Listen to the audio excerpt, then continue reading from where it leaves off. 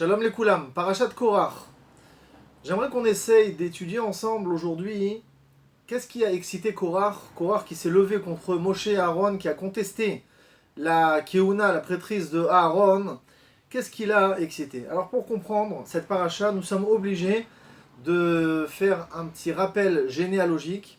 Lévi, un des enfants de Yaakov, il a eu 3 enfants qui s'appelaient Gershon, Kehat et Merari.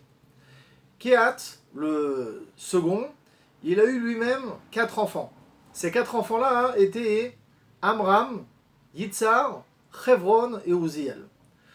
Le premier, Amram, comme tout le monde le sait, il a eu 3 enfants, Myriam, Aaron et Moshe. Le deuxième, Yitzhar, il a eu Korach, comme on le voit dans le début de la paracha, Vaikar Korach ben Yitzhar ben Kehat ben Lévi.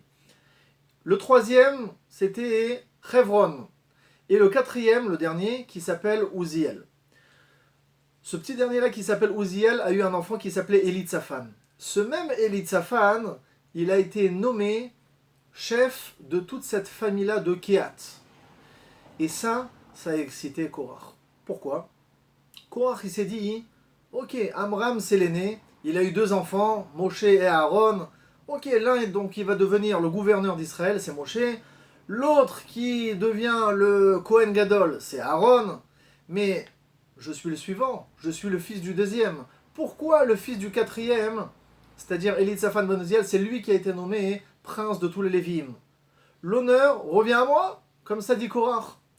Et donc il s'est dit, si c'est comme ça, ça veut dire qu'en fait, Moshe Rabbeinu, tout ce qu'il nomme comme fonction dans le peuple d'Israël, ce n'est pas par l'intermédiaire d'Akadosh Baruch Hu, c'est de lui-même qui le fait. Et donc je conteste le tout. Je revendique aujourd'hui, moi aussi je veux être Kohen. Et donc il va rassembler avec lui 250 personnalités du Ham Israël. On dit que c'était des têtes du Sanhedrin. Donc c'était des gens qui étaient très importants qui vont faire la marloquette contre Moshe Rabbeinu. Mais entre nous, il n'avait pas raison. C'est-à-dire que si jamais Moshe et Aaron ont pris les 2 plus grands titres, alors celui qui doit prendre le titre d'après, ça devrait être Korach.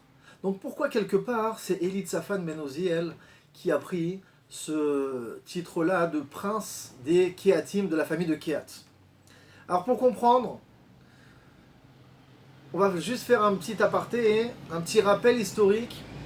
Il y a quelques dizaines d'années en arrière, lorsque les bénis Israël étaient dans le désert, étaient encore en Égypte, dans l'esclavage, Moshe Rabbeinu a dû quitter l'Égypte et selon plusieurs avis dans le Midrash, il est resté 40 ans en dehors de l'Égypte ou 60 ans en dehors de l'Égypte.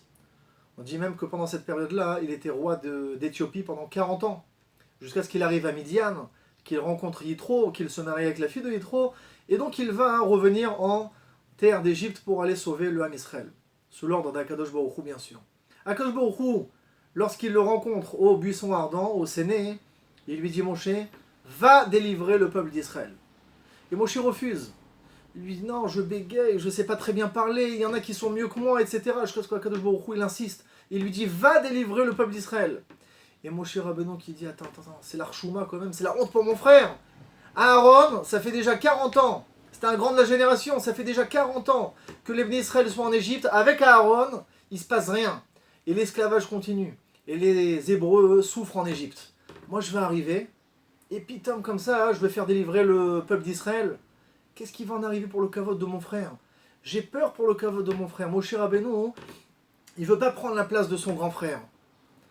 Akadosh Baruch Hu lui dit, si c'est ça ton problème, alors ne t'inquiète pas Moshe. Pourquoi? Sache que Aaron, déjà il est à ta rencontre, il vient te chercher. Il vient te chercher et il est heureux, il va te voir et il va se réjouir dans ton cœur. C'est-à-dire que Aaron, lorsqu'il a vu Moshe Rabbeinu qui va devenir gouverneur, roi d'Israël, il est heureux. Quoi?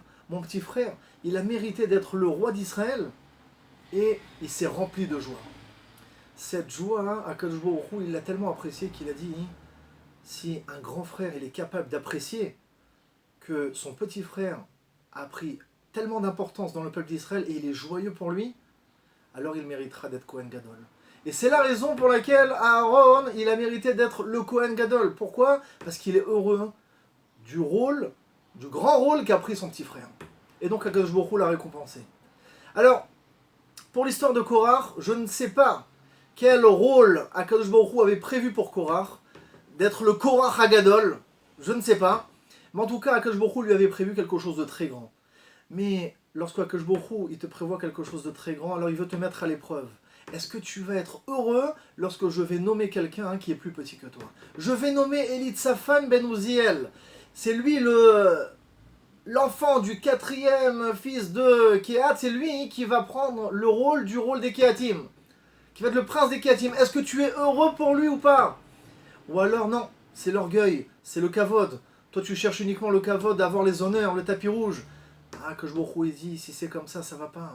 Si c'est comme ça va. Si tu veux avoir un grand rôle dans l'âme Israël, il faut d'abord que tu saches apprécier l'évolution des autres. À partir du moment où tu sais apprécier l'évolution des autres, Akadosh Baruch Hu, il ne veut faire de toi que quelqu'un de plus grand. Et donc c'est ça qui a excité Korach, et donc il a tout perdu.